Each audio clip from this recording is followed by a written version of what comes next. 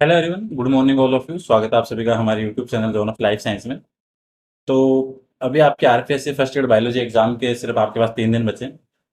इसके लिए अपन ने आपके इंपॉर्टेंट काफ़ी सारे टॉपिक्स आपके कवर करवा दिए। इंपॉर्टेंट जो आपके क्वेश्चंस वगैरह थे वो अपन ने सारे के सारे जितने हो सकते थे मैंने वो ट्राई किया है। ठीक है, आपके इंपॉर्टेंट एमसीक्यू करवा दिए, प्लस इसके अलावा आपके समरी बेसिस वीडियो थे वो करवा दिए। ठीक है, तो मैंने ट्राई किया है कि आपके जो वहाँ से एग्जाम के अंदर मोस्ट चांसेस रहते हैं क्वेश्चन अराइज होने के, उन टॉपिक को समराइज करके यहाँ से कंक्लूजन के तौर पे उनको रिकॉर्ड करके अपलोड किया आपके लिए। इंपॉर्टेंट टॉपिक्स लाइक आपके जहाँ से आपके सिलेक्शन क्राइटेरिया बेसिकली डिपेंड रहता है, जो लार्ज यूनिट आपके एनिमल टेक्सोनोमी, ठीक है, प्लस आपके इथोलॉजी, प्लस आपके टूल एंड टेक के एमसीक्यू, ठीक है, इंपॉर्टेंट, प्लस आपकी इकोलॉजी है, सेल बायोलॉजी है, प्लस आपके जो सब यूनिट से कंबाइंड करके क्वेश्चन है वो सारे के सारे मैंने आपको करवाए हैं। ठीक है, उनकी पीडीएफ थी वो आपके साथ शेयर की है। तो अभी आज तारीख हो गई आपकी 23 और आपका 26 को जीके का पेपर है एंड 27 को आपका बायो का पेपर है। तो आपके फर्स्ट ईयर बायोलॉजी एग्जाम के लिए आज की अपनी लास्ट क्लास रहेगी। ठीक है, आज की क्लास के अंदर अपन डिस्कस करने वाले हैं 100 important point of human physiology. ठीक है, ये वो तो पॉइंट्स हैं जहां से आपके आरपीएससी के अंदर ह्यूमन फिजियोलॉजी से बार बार क्वेश्चंस बनते हैं। ठीक है, अब ऐसा तो नहीं कर सकते कि सारी ह्यूमन फिजियोलॉजी को अपन सिर्फ एक वीडियो के अंदर कंक्लूड कर दें। एक अपन टॉपिक को भी एक वीडियो में कवर नहीं कर सकते, लाइक आपका डाइजेस्ट सिस्टम है, उसको भी अपन एक वीडियो के अंदर तो नहीं ले सकते, लेकिन हर टॉपिक से आपकी जो पांच सात इंपॉर्टेंट बातें हैं जहां से क्वेश्चन बनने के मैक्सिमम चांसेस हैं, तो इन 100 लाइन को मैंने आपके कम टाइम सेविंग को देखते हुए मैंने इनको 85 से 86 स्टेटमेंट के अंदर इनको समराइज किया है। तो उनको अपन यहाँ पे देखेंगे। ठीक है, एग्जाम के लिए काफी इंपॉर्टेंट रहने वाली है लाइंस, तो इनको आप देखना इस वीडियो को। और प्रीवियस वीडियो आप एक बार लास्ट टाइम आप एज ए समरी बेसिस आपके रिवीजन के लिए उनको एक बार देख लेना प्लेलिस्ट के अंदर जाके। सो आज का सेशन अपन स्टार्ट करते हैं। ठीक है, यहाँ पे आपके 100 पॉइंट मिलेंगे आपको देखने के लिए, जो एग्जाम के लिए काफी इंपॉर्टेंट है। ठीक है, पहली स्लाइड के अंदर आपके 4 इंपॉर्टेंट स्टेटमेंट दिख रहे हैं। पहला स्टेटमेंट है कि आपके phrenic nerve is for diaphragm contraction. तो आपको एग्जाम में क्या ध्यान रखना है कि अगर आपके एग्जाम में क्वेश्चन आता है कि फेनरिक नर्व का रिलेशन किससे है, तो आपके जो फेनरिक नर्व है उसका रिलेशन आपके डायफ्राम से, एक तो ये ध्यान रखना है। ठीक है, और फेनरिक नर्व का काम क्या है आपके डायफ्राम को कॉन्ट्रेक्शन के लिए। सेकंड पॉइंट की बात करें अपन यहाँ पे, तो सेकंड पॉइंट बोल रहा है maximum CO2 transported in the form of bicarbonate. तो ये आपको ध्यान रखना है, रेशियो आपका 70 to 73% है, वो आपको maximum carbon dioxide bicarbonate form के रूप में ट्रांसमिट होगी। ठीक है, 23% आपके कार्ब हीमोग्लोबिन के रूप में और 7% डायरेक्टली डिजोल्व विद प्लाज्मा। तो यहाँ से आपको एग्जाम के लिए क्या ध्यान रखना है कि मैक्सिमम कार्बन डाइऑक्साइड है वो ट्रांसपोर्ट किसके रूप में होगी, बाइकार्बोनेट फॉर्म के रूप में। तो ये आपको ध्यान रखना है। और यहाँ से आरपीएससी ने पहले भी क्वेश्चन पूछ रखे हैं, तो ये लाइन इंपॉर्टेंट है। थर्ड पॉइंट की बात करें, अपन ज्यादा टाइम नहीं वेस्ट करेंगे, फर्स्ट हो गया, सेकंड हो गया, थर्ड पे चलते हैं। थर्ड बोल रहा है 1 ग्राम हीमोग्लोबिन कैरी 1.34 ml ऑक्सीजन। ठीक है, 1 ग्राम हीमोग्लोबिन कितना ऑक्सीजन कैरी करे, 1.3 ml। और आपके 100 ml ब्लड के अंदर हीमोग्लोबिन कितना होगा, 15 ग्राम। तो आप ये कह सकते हो कि आपका 100 ml ब्लड है वो कितना कैरी करेगा ऑक्सीजन को, 20 ml। तो ये आपको ध्यान रखना है। ठीक है, ये कैलकुलेशन आपको ध्यान रखनी है। नंबर 4 की बात करें पॉइंट की, तो नंबर 4 बोल रहा है कि लेसिथिन एक्ट एज सर्पेक्टेंट। ठीक, सर्पेक्टेंट का मतलब ये क्या है कि जो आपके सरफेस टेंशन है उसको रिड्यूस करेगा। ठीक है, और ये रिलीज कहाँ से होगा, आपका न्यूमोसाइट सेकंड से, ये आपको ध्यान रखना है। ठीक है, जो आपका लेसिथिन है वो कहाँ से सीक्रेट होगा, न्यूमोसाइट सेकंड से। इसका काम क्या है, आपके एल्वेलाई की जो सरफेस टेंशन है उसको रिड्यूस करने का। तो ये आपको ध्यान रखना है लेसिथिन। नंबर 5 है intercostal muscles present between ribs. ठीक है, जो आपकी होती है ना, एक तो external intercostal muscles, external intercostal muscles, plus एक कौन सी होती है, इंटरनल इंटरकोस्टल मसल्स। तो ये आपको ध्यान रखनी है, और ये होती कहाँ पे है, रिब्स के बीच में। नंबर 6 स्टेटमेंट की बात करें, तो ये आपके रेस्पिरेटरी जो वॉल्यूम है, टाइटल वॉल्यूम कितनी होगी आपकी 500 ml, इंस्पायरेटरी रिजर्व वॉल्यूम होगी आपकी 2500 ml। एक चीज ध्यान रखना, एग्जाम के अंदर हो सकता है आपके 2500 से लेकर 3000 तक दे दे। ठीक है, एक इनके ऑप्टिमम आपको 25 तक ध्यान रखनी है। ERV expiratory reserve volume 1500 ml। Vital capacity कहाँ से आएगी, वाइटल कैपेसिटी आप title volume plus IRV plus ERV को जब ऐड करोगे, ध्यान रखना वाइटल कैपेसिटी के लिए TV plus IRV plus ERV सबको कैलकुलेट करोगे तो आपके पास वैल्यू आएगी 4500 ml। तो वाइटल कैपेसिटी कितनी होगी, 4500 ml। रिजर्व वॉल्यूम होगी, ठीक है, रेजिडुअल वॉल्यूम वो आ गया आपकी कितनी, यहाँ पे आपका 1000 ml है। ठीक है, 1000 ml। और आपके TLC टोटल जो आपके लंग कैपेसिटी है उसके लिए आप क्या करोगे, वाइटल कैपेसिटी प्लस आरवी को आप ऐड करोगे तो आपके पास वैल्यू आएगी 5500 ml। नंबर 7 की बात करें, ये दोनों पॉइंट काफी इंपॉर्टेंट है, एग्जाम में आपको डेफिनेटली क्वेश्चन दिखेगा यहाँ से। रेस्पिरेटरी सेंटर कहाँ लोकेटेड है, मेडुला ऑब्लिंगेटा में, और न्यूमोटैक्सिस सेंटर आपका पोन्स के अंदर, ये आपको ध्यान है। ठीक है, रेस्पिरेटरी इन मेडुला ऑब्लिंगेटा, न्यूमोटैक्सिक सेंटर पोन्स के अंदर। नंबर 9 स्टेटमेंट है, trachea is divide at fifth thoracic vertebra. ठीक है, ये आपको ध्यान रखना है, फिफ्थ थोरेसिक वर्टिब्रा से आपका ट्रेकिया डिवाइड होगा राइट और लेफ्ट ब्रोंकाई के अंदर। काफी इंपॉर्टेंट लाइन। ठीक है, नंबर 10 की बात करें, exchange of gases take place in alveoli, alveoli के अंदर आपके गैसों का एक्सचेंज होगा, ये आपको ध्यान रखना है। CO 11 नंबर का पॉइंट है, CO2 enter erythrocyte reacts with water to form carbonic acid. ठीक है, आपका कार्बन डाइऑक्साइड है, इरिथ्रोसाइट के अंदर वाटर के साथ रिएक्ट करके बनाएगा आपका कार्बोनिक एसिड, और यहाँ पे एंजाइम कौन सा रहेगा, कार्बोनिक एनहाइड्रेज एंजाइम। तो आपको ध्यान रखना है, एग्जाम में क्वेश्चन आता है एंजाइम का नाम पूछते हैं। ठीक है, तो इंपॉर्टेंट है कार्बोनिक एनहाइड्रेज एंजाइम। नंबर 12 की बात करें, येलो कलर और प्लाज्मा ड्यू टू यूरोबिलिनोजन, ये आपको ध्यान रखना है। ठीक है, जब आप ब्लड की कंपोजिशन पढ़ते हो तो उसके अंदर आपके प्लाज्मा, ठीक है, उसके अंदर आपके उसका कंटेंट आता है, तो प्लाज्मा का जो येलो कलर है वो किसकी वजह से, आपका यूरोबिलिनोजन की वजह से। Blood colloidal osmotic pressure is maintained by albumin, तो जो आपके प्लाज्मा प्रोटीन है, ठीक, आपके एल्बुमिन है, ग्लोबुलिन है, फाइब्रोनेक्टिन है, तो आपके एल्बुमिन का काम क्या है, आपको सिंपल सा ध्यान रखना है, ऑस्मोटिक प्रेशर को मेंटेन करने के लिए। ठीक, अगर ओपी के लिए क्वेश्चन पूछे ऑस्मोटिक प्रेशर के लिए, तो आपका एल्बुमिन। ठीक, नंबर 14 की बात करें, plasma membrane of RBC is called Donald membrane, तो आपको ध्यान रखना है कि डोनाल्ड मेम्ब्रेन है वो किसकी प्लाज्मा मेम्ब्रेन है, आपके प्लाज्मा मेम्ब्रेन की। ठीक है, plasma membrane of RBC is called Donald membrane, और ये परमेबल होती है आपके Cl प्लस SCO3 के लिए, और इम्परमेबल किसके लिए होगी, ये भी आपको ध्यान रखना है, इम्परमेबल फ्लो सोडियम एंड के लिए, पोटेशियम के लिए। ठीक है, इसे आपसे ध्यान रखना है। ठीक है, परमेबल और इम्परमेबल आपको दोनों का ध्यान रखना है। ठीक है, तो आरबीसी की प्लाज्मा मेम्ब्रेन क्या कराएगी, डोनाल्ड मेम्ब्रेन।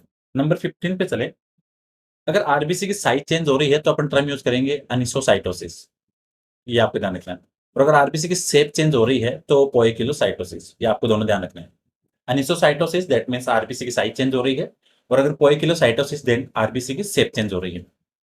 16 नंबर पॉइंट है, आरबीसी का काउंट अगर बढ़ रहा है तो पॉलीसाइथीमिया, ये आपको ध्यान रखना है। अगर आरबीसी का साइज नंबर बढ़ा तो पॉलीसाइथीमिया, अगर आरबीसी का काउंट कम हुआ डिक्रीज तो आपके एनीमिया, ये आपको ध्यान रखना है। तो पॉलीसाइथीमिया, एनीमिया, एनिसोसाइटोसिस और पोइकिलोसाइटोसिस, चारों टर्म आपको ध्यान रखने हैं। नंबर 7 है, इरिथ्रोपोइसिस डन बाय इरिथ्रोपोइटिन। ठीक है, तो इरिथ्रोपोइटिन आपके प्रोटीन वो क्या करेगी, आपके आरबीसी फॉर्मेशन को स्टिमुलेट करेगी, और इरिथ्रोपोइटिन की फॉर्मेशन कहाँ पे होगा, किडनी के अंदर। तो यहाँ से 3 चीजें आपको ध्यान रखनी है। इरिथ्रोपोइसिस के लिए प्रोटीन रिस्पॉन्सिबल कौन सी होगी, इरिथ्रोपोइटिन। ठीक है, और इरिथ्रोपोइटिन का फॉर्मेशन कहाँ से होगा, किडनी से, ध्यान रखना। नंबर 18 की बात करें, क्लोरोक्विन के पास में Fe है, और हीमोसाइनिन आपका Cu कंटेनिंग क्या है, रेस्पिरेटरी पिगमेंट है, ये आपसे ध्यान रखना। ठीक है, रेस्पिरेटरी पिगमेंट है, सर्कुलेटरी नहीं होगा, यहाँ से ध्यान रखना एग्जाम के अंदर। रेस्पिरेटरी पिगमेंट है, क्लोरोक्विन के पास Fe है, और हीमोसाइनिन के पास में कॉपर कंटेनिंग रेस्पिरेटरी पिगमेंट है। नंबर 19 की बात करें, डायबिटीज है, ये क्या होगा, जो आपकी न्यूट्रोफिल है वो आपकी जो ब्लड कैपिलरी जब वहां से स्विच करके बाहर की तरफ मूव करेगी, तो इसके लिए वर्ड यूज कौन सा करते हैं, डायबिटीज। और डायबिटीज बेसिकली किसका होता है, न्यूट्रोफिल का।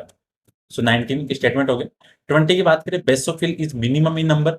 ठीक है, डब्ल्यूबीसी के अंदर जब हम पढ़ते हैं ग्रेनुलोसाइट ग्रेनुलोसाइट, तो आपके नंबर के अंदर सबसे कम होगी बेसोफिल, और मैक्सिमम होगी आपकी न्यूट्रोफिल, ये आपको ध्यान रखना है। यहाँ से क्वेश्चन आता है।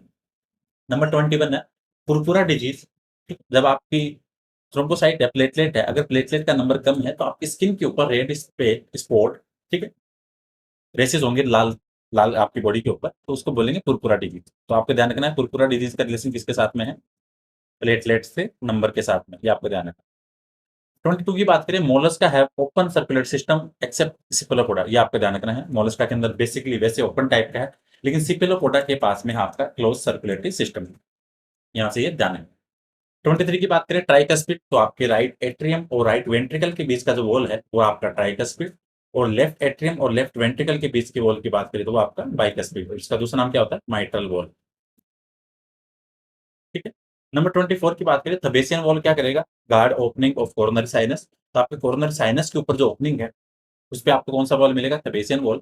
और यूस्टिन वॉल की बात करें तो ये कहाँ पे रहेगा, आपके at the junction of inferior विना कावा एंड राइट एट्रियम। तो आपको ध्यान रखना है, अगर आपसे पूछे कि राइट एट्रियम और इंफीरियर विना कावा की जो कनेक्टिविटी है वहां पे कौन सा वॉल होगा, तो होगा आपका यूस्टियन वॉल। ये ध्यान रखें। 25 की बात करें, आर्टिफिशियल पेसमेकर किससे बना होता है? लिथियम बैटरी के द्वारा। यहाँ से आपको ध्यान रखना है। 26 की बात करें, foramen Oval is present in interatrial septum. ध्यान रखना है कहाँ पे होगा? इंटरएट्रियल सेप्टम के अंदर आपका फोरामेन ओवल, आपके एम्ब्रियोनिक स्टेज के अंदर, लेकिन बर्थ के बाद में ये किसके अंदर मॉडिफाइड हो जाएगा? फोसा ओवलिस के अंदर। ठीक है, आपको ध्यान रखना है कि एम्ब्रियोनिक टाइम में फोरामेन ओवल है और एडल्ट के अंदर आफ्टर बर्थ वो क्या है? फोसा ओवलिस। ऐसे कंफ्यूज नहीं होना कि फोसा ओवलिस तो एम्ब्रियोनिक टाइम में और फोरामेन ओवल एडल्ट के अंदर, तो ये नहीं। फोरामेन ओवल है आपके एम्ब्रियोनिक टाइम में और आफ्टर बर्थ मॉडिफाइड होगा फोसा ओवलिस के अंदर। लोकेशन की बात करें तो आपके इंटरएट्रियल सेप्टम के अंदर। नंबर 27 की बात करें, defective heart sound due to heart wall. अगर आपके हार्ट वाल के अंदर कोई प्रॉब्लम है तो आपके जो साउंड प्रोड्यूस होगा उसके अंदर कुछ ना कुछ डिफेक्ट होगा, तो इसको बोलते हैं मुरमुर। तो मुरमुर किससे है? आपका हार्ट वाल से। और पूरा किससे था? आपके प्लेटलेट से। इन दोनों का आपको ध्यान रखना है। 28 बोल रहा है, vasa vasorum supplies blood and other required substance to blood vessels. तो ब्लड वेसल्स के अंदर क्या होता है? कैपिलरीज होती है, जाल सा बना होता है, उसको बोलते हैं वेसोवेसरम। और इनका काम क्या होता है? ये ब्लड वेसल्स को ही आपके ब्लड और अदर जो न्यूट्रिएंट्स है उनको प्रोवाइड करवाता है। तो ये ध्यान रखना है। 29 आपका ईसीजी। ईसीजी के अंदर आपको ध्यान रखना है पी वेव का, टी वेव का और क्यूआरएस का। अगर आपको इन तीन का पता है तो आप रिमेनिंग का अपने आप आइडिया लगा लोगे, क्योंकि यहाँ से क्वेश्चन आपके सुमेलित करने वाला मिलता है मोस्टली। तो पी वेव का काम क्या है? Atrial repolarisation. पी का काम क्या है? एट्रियल रिपोलराइजेशन, सिंपल सा फंडा है। क्यूआरएस का है आपके वेंट्रिकल रिपोलराइजेशन, हो गया ये वाला। टी का है आपके वेंट्रिकल रिपोलराइजेशन। तो पी का एट्रियल रिपोलराइजेशन, क्यूआरएस का वेंट्रिकल रिपोलराइजेशन और टी का वेंट्रिकल रिपोलराइजेशन, ये ध्यान रखना। ठीक है।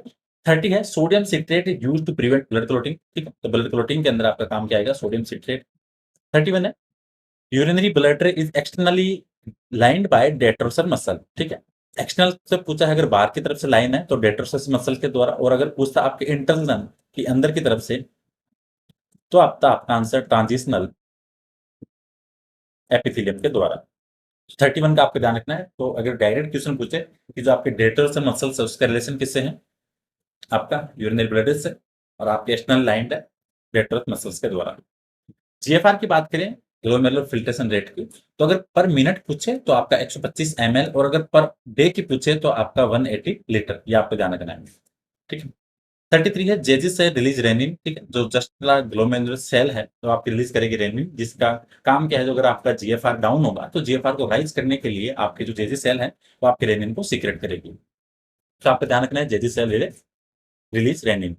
34 है, 70 to 80% electrolyte and water reabsorbing PCT, ये सबको पता है। प्रोक्सिमल कॉन्वेक्टिव ट्यूब्यूल्स के अंदर सबसे ज्यादा रीअब्जॉर्प्शन क्रिया होगी। डीसीटी के अंदर होगा आपका SCO3 और conditional reabsorption of Na and water. तो आपके एग्जाम के लिए ध्यान रखना है कि जो आपका कंडीशनल रीअब्जॉर्प्शन है Na, सोडियम और पानी का, वो कहाँ से होगा? डीसीटी से होगा, जबकि मैक्सिमम कहाँ से होगा? आपका पीसीटी के द्वारा। 35 नंबर का पॉइंट है। अब ये जो पॉइंट है काफी इंपॉर्टेंट है, यहाँ से वो आते हैं जहाँ से इंपॉर्टेंट क्वेश्चन बन सकता है, तो इसलिए ये सेशन काफी इंपॉर्टेंट रहने वाला है। 35 है, यूरिया फॉर्मेशन। यूरिया बनेगा कहाँ से? लीवर के द्वारा, और अगर एलिमिनेशन की बात करें तो किडनी के द्वारा। दोनों चीजों को समझना, बन रहा है यूरिया से और एलिमिनेट, और सॉरी, बनेगा कहाँ से? लीवर से, और एलिमिनेशन होगा आपके किडनी के द्वारा। और ये 36 वाला पॉइंट है, इसको मान के चलो आपको क्वेश्चन मिलेगा ही मिलेगा यहाँ से। हिपेटिक वेन है वो सबसे ज्यादा यूरिया कैरी करती है, ये ध्यान रखना है। मैक्सिमम यूरिया कैरी कौन करेगा? Hepatic when. और अगर सबसे कम यूरिया कैरी करने की बात करूँ तो वो रहेगी आपकी रीनल वेन, यहाँ से ध्यान रखना। 37 पे चले, डायबिटीज इंसिपिडस, यहाँ से पी है ना, diabetes insipidus due to deficiency of ATS. और एटीएस का दूसरा नाम क्या होता है? वेसोप्रेसिन।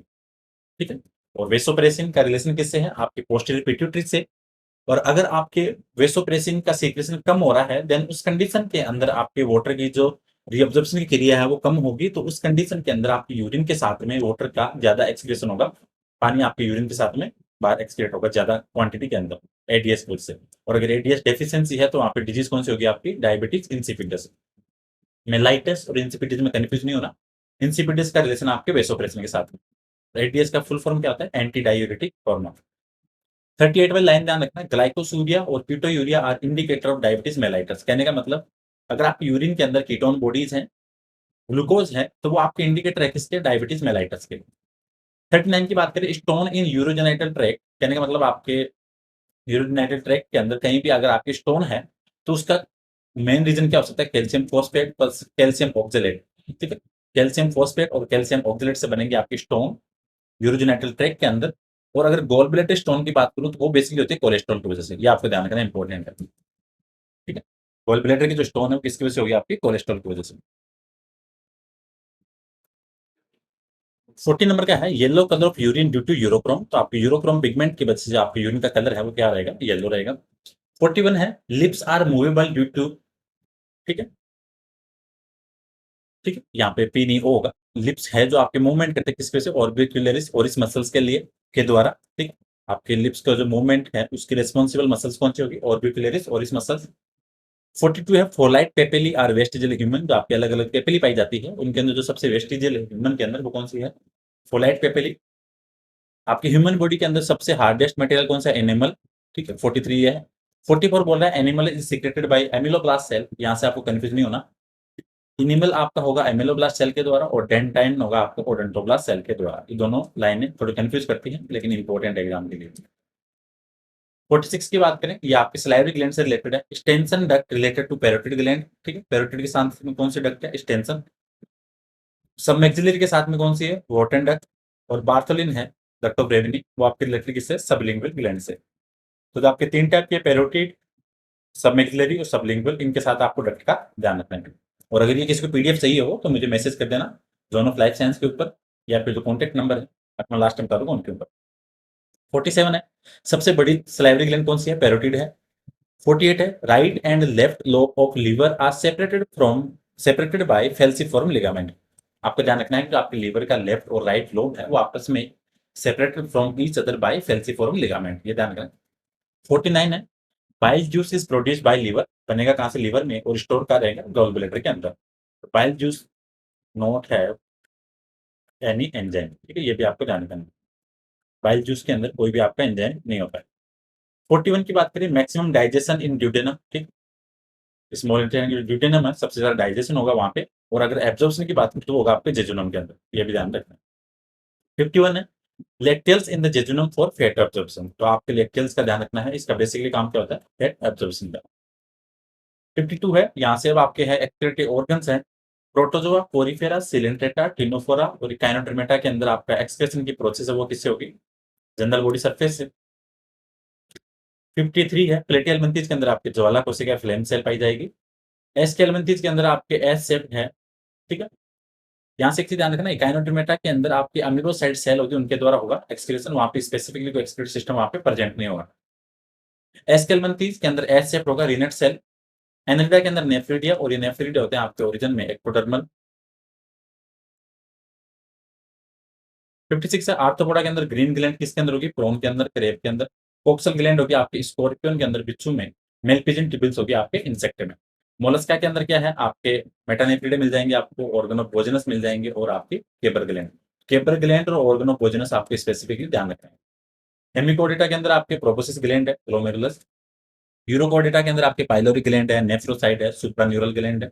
सिफेलोकोडेटा के अंदर ब्राउन फनल है, हैशटैग नेफ्रिडियम है, ये आपके सिफेलोकोडेटा, लाइक आपके एम्पियोक्सिस के अंदर, ये ध्यान रखना है। 61 की बात करें, साइक्लोस्टोमेटा के अंदर आपके प्रोनेफ्रिक है, मेजोनेफ्रिक किडनी है। फिशिस के अंदर, मछलियों में मेजोनेफ्रिक किडनी है। एम्फीबिया के अंदर मेजोनेफ्रिक किडनी है। रेप्टाइल्स के अंदर मेटानेफ्रिक किडनी है। एविज के अंदर मेटानेफ्रिक किडनी, और मैमल्स के अंदर मेटानेफ्रिक। तो मेटानेफ्रिक किसमें है, रेप्टाइल्स, एविज और मैमल्स के अंदर, ये आपको ध्यान रखना। अब है आपके एंडोक्राइन से रिलेटेड क्वेश्चन। आपकी ह्यूमन बॉडी के अंदर कोई भी हार्मोन आपके यूज होने के बाद में स्टोर नहीं होता, ठीक है, वो डिस्ट्रॉय हो जाता है, लेकिन एक थायरोक्सिन हार्मोन है वो आपकी बॉडी के अंदर इनएक्टिव स्टेट के अंदर स्टोर रहता है, तो ये एक एक्सेप्शन है, ठीक है, only the thyroxine hormone is stored in the body. 67 बोल रहा है ड्वार्फिज्म क्या है, आपके हाइपोपिट्यूटरिज्म है, दैट मींस अगर आपके पिट्यूटरी का कम सीक्रेशन हो रहा है then disease will be called as dwarfism. 69 की बात करें जाइगेंटिज्म और एक्रोमेगाली, हाइपर पिट्यूटरी, अगर आपके पिट्यूटरी से ज्यादा सीक्रेशन हो रहा है तो जाइगेंटिज्म और एक्रोमेगाली। थायराइड का अगर कम सीक्रेशन हो रहा है, हाइपोथायराइडिज्म, तो डिजीज होगी सिंपल गोइटर, क्रेटिनिज्म और मिक्सोडेमा, ये ध्यान रखना है। अगर आपके थायराइड से ज्यादा सीक्रेशन हो रहा है तो आपकी डिजीज कौन सी होगी, ग्रेव डिजीज और एक्सोथैलेमिक गोइटर। अगर आपके पैराथायराइड का कम सीक्रेशन हो रहा है तो आपके टिटिनी डिजीज होगी। अगर आपके पैराथायराइड का ज्यादा सीक्रेशन हो रहा है तो ऑस्टियोपोरोसिस है, ये आपको ध्यान रखना है। अगर आपके एडिनल का कोर्टेक्स से कम सीक्रेशन हो रहा है तो एडिसन डिजीज, ठीक है, हाइपो इफेक्ट है एडिनल का, एडिसन। और हाइपर इफेक्ट की बात करें तो कुशिंग सिंड्रोम, ये आपको ध्यान रखना है। 76 है सेल मेटेड इम्यूनिटी के लिए रिस्पॉन्सिबल कौन है, थाइमस ग्लैंड आपकी। ANF reduce the blood pressure, ANF की बात करें तो आपके एट्रियल, ठीक है? 1 सेकंड।